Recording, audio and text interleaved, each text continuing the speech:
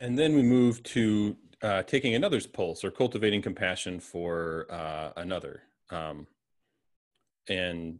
Chris, I think the next slide. It skipped for some reason. I'm sorry. I'll try and That's figure right. it out. Sorry, sir. So when we extend compassion to others by taking their pulse, which we'll get into, we see them in the fullness of their humanity, unfiltered by the lens of our own agenda. So unfiltered by our own internalized racism. And so we like to think of this step as taking what Howard Thurman calls the first step toward love, through a common sharing of a sense of mutual worth and value. And so when we interact with others with grounded, compassionate awareness, authentic relationships become possible.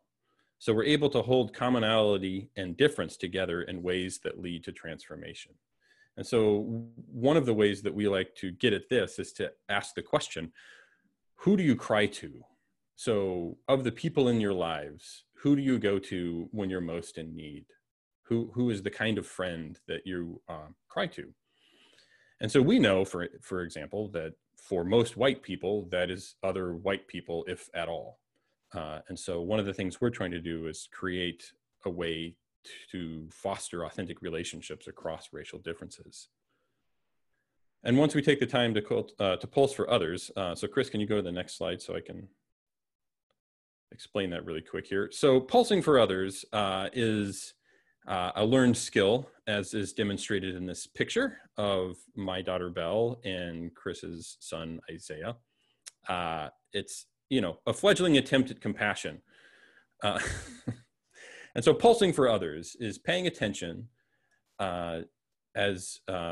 without judgment, without your own agenda, but sort of in that grounded awareness, is paying attention to another, and then understanding empathically the longings within them, and then loving with connection, as you would like lingering at the door of your child in a crib, that sort of loving with connection. And then sensing the sacredness that we're held in a wider embrace by God, spiritual expansiveness, and however that's understood. And then embodying new life, that when we take the time to pulse for ourselves and then pulse for others, there's a desire for some new life to be birthed into the world.